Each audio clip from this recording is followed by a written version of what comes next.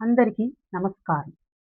ఈ ఆగస్టు 21వ తేదీన వచ్చే రెండో శ్రావణ శుక్రవారం సందర్భంగా వరలక్ష్మి వ్రతాన్ని భక్తి శ్రద్ధలతో ఆచరించబోతున్న ప్రతి ఒక్కరికి ఈ వీడియో చాలా ఉపయోగపడుతుంది.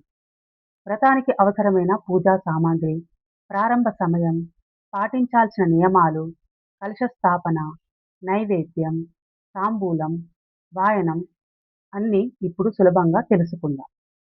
వరలక్ష్మి వ్రత ప్రాధాన్యం. వరలక్ష్మి వ్రతం అనేది శ్రావణ మాసంలో స్త్రీలు అత్యంత భక్తితో చేసుకునే పవిత్ర వ్రతం. ఈ వ్రతాన్ని శ్రద్ధగా ఆచరిస్తే ఇంట్లో శుభం, సౌఖ్యం, ఐశ్వర్యం, కుటుంబ సౌహార్దం కలుగుతాయని భావిస్తారు. కాబట్టి వ్రత దినానికి ముందు నుంచే అవసరమైన వస్తువులను సిద్ధం చేసుకోవడం మంచిది. ముందుగా వరలక్ష్మి వ్రతానికి తెచ్చుకోవలసిన ముఖ్యమైన పూజా సామాగ్రి ఇవి: పసుపు కుంకుమ ప్యాకెట్, గంధం, గులాబీ పూలు, తామర పూలు. గులాబీ పూలతో పూజిస్తే ధనప్రాప్తి కలుగుతుంది. తామర పువ్వులతో పూజిస్తే కోరికలు తీరుతాయి. తమలపాకులు, అరటి పండ్లు, వక్కలు, పట్టుచీర లేదా జాకెట్ ముక్క. తాంబూలం కోసం అవసరమైన వస్తువులు: 5 రకాల పండ్లు, అగరబత్తులు, కర్పూరం, చిల్లర నాణాలు. ఈ చిల్లర నాణాలను అమ్మవారి ముందు పెట్టుకోవాలి. లక్ష్మీదేవి చిత్రం లేదా విగ్రహం, కలశం, రాగి చెంబు, కొబ్బరికాయ, ఎర్ర వస్త్రం, నోము దారాలు, మామిడాకులు, నానబెట్టిన శనగలు, దీపారాధన కోసం వత్తులు, ఆవు నెయ్యి, ఆభరణాలు, గాజుల మాల లేదా పసుపు కొమ్ములతో మాల. వీలైతే అమ్మవారి పక్కన 2 చిన్న ఏనుగు విగ్రహాలు పెట్టుకోండి. పూజా పీఠం, వ్రతకల్ప పుస్తకం. పూజకు ముందు చేయాల్సిన పని: వ్రత దినానికి ఒక రోజు ముందే అన్ని సిద్ధం చేసుకోవాలి. ఇల్లు శుభ్రం చేసి పూజా స్థలాన్ని పరిశుభ్రంగా ఉంచాలి. గుమ్మానికి పసుపు రాసి కుంకుమ బొట్లు పెట్టి మామిడి తోరణాలు కట్టాలి. వరలక్ష్మి వ్రతాన్ని చేసే ఆడవారు పసుపు రంగు, ఎరుపు రంగు లేదా ఆకుపచ్చ రంగు పట్టుచీరను ధరించాలి. పూజ సమయంలో పసుపు, కుంకుమ, పూలు, దీపం, నైవేద్యం అన్నీ ముందుగానే ఉండేలా చూసుకోవాలి. పూజ ప్రారంభ సమయం: వరలక్ష్మి వ్రతాన్ని ఉదయం సింహలగ్నంలో ప్రారంభించవచ్చు. మధ్యాహ్నం వృశ్చిక లగ్నంలో కూడా పూజ చేయవచ్చు. సాయంత్రం కుంభలగ్నంలో కూడా వ్రతాన్ని ఆచరించవచ్చు. మీకు అనుకూలంగా ఇంటి ఆచారం ప్రకారం శుభమైన సమయాన్ని ఎంచుకోవచ్చు. కలశ స్థాపన విధానం: పీఠం మీద ఎర్ర వస్త్రం పరిచి దానిపై కొద్దిగా బియ్యం పోయాలి. ఆ బియ్యం మీద కలశాన్ని ఉంచాలి. కలశంలో నీరు, పసుపు, కుంకుమ, కొద్దిగా అక్షితలు వేసి కలశం పైన మామిడాకులు పెట్టి కొబ్బరికాయ ఉంచాలి. కొబ్బరికాయకు ఎర్ర వస్త్రం చుట్టి కలశాన్ని పూలతో అలంకరించాలి. కలశం పక్కన లక్ష్మీదేవి పటాన్ని లేదా విగ్రహాన్ని ఉంచాలి.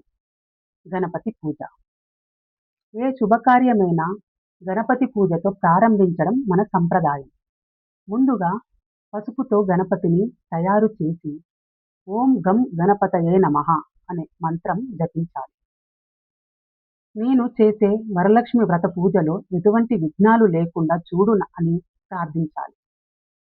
ధూపం, దీపం సమర్పించి నమస్కరించాలి.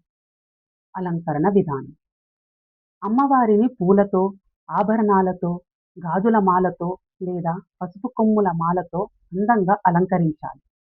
ఇది మరింత శుభంగా ఉంటుంది. కలశానికి కూడా పూలు, కుంకుమ బొట్లు, కొబ్బరికాయతో శోభ కలిగించాలి. తర్వాత వరలక్ష్మి అమ్మవారి ఆవాహనం చేసి పూజ ప్రారంభించాలి. తోరం మరియు నోము దారం: వ్రతం కోసం తెల్ల దారాన్ని తీసుకొని 5 పోగులుగా చేసి పసుపు రాసి పూలతో అలంకరించిన 9 ముడుల తోరాన్ని తయారు చేయాలి. దాన్ని అమ్మవారి దగ్గర ఉంచి పూజ తర్వాత కుడి చేతికి కట్టుకోవాలి. ఇది రక్షణ, శుభం, ఐశ్వర్యానికి సంకేతంగా భావిస్తారు. తాంబూలం సమర్పణ: పూజ మొదలుపెట్టే ముందు తాంబూలం సమర్పించడం చాలా ముఖ్యమైన ఆచారం. తాంబూలంలో 2 తమలపాకులు, 2 అరటిపండ్లు, 2 వక్కలు, పసుపు, కుంకుమ పెట్టి అమ్మవారికి సమర్పించాలి. ఇది శుభప్రదంగా భావిస్తారు. నైవేద్యం. వరలక్ష్మి వ్రతంలో అమ్మవారికి వివిధ రకాల నైవేద్యాలు పెట్టడం ఆనవాయితీ. పూర్ణాలు, గారెలు, బూరెలు, పరమాన్నం, పులిహోర, బొబ్బట్లు, కలిమిడి, వడపప్పు, నానబెట్టిన శనగలు వంటి నైవేద్యాలు సమర్పించవచ్చు. అన్ని చేయలేని వారు కనీసం 5 రకాల నైవేద్యాలు సమర్పించినా సరిపోతుంది. పూజలో చదవాల్సినవి. పూజ సమయంలో మహాలక్ష్మి అష్టకం చదవవచ్చు లేదా ఓం మహాలక్ష్మి దేవియే నమః అనే మంత్రాన్ని 108 సార్లు జపించాలి. వ్రతకల్ప పుస్తకంలో ఉన్న విధంగా వ్రతకథను చదవడం కూడా చాలా ముఖ్యం.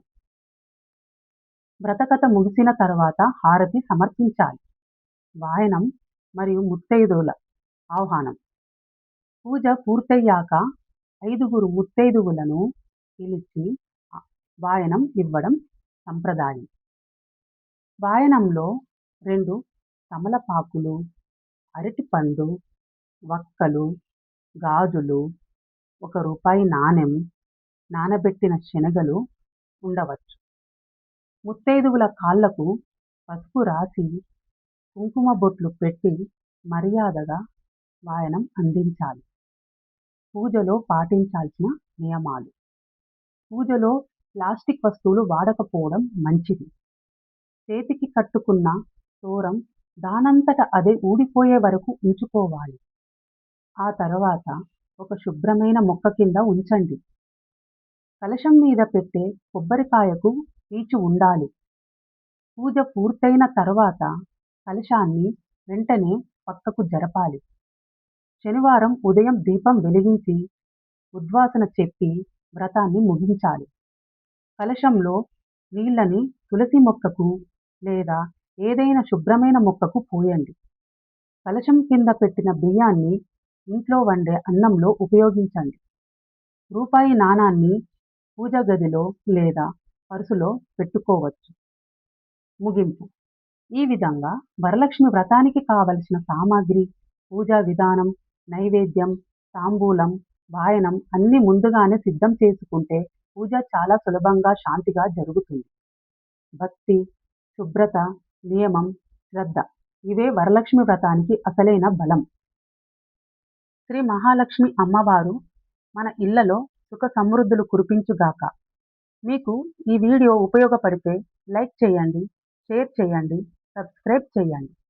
జై భవానీ అని కామెంట్ చేయండి.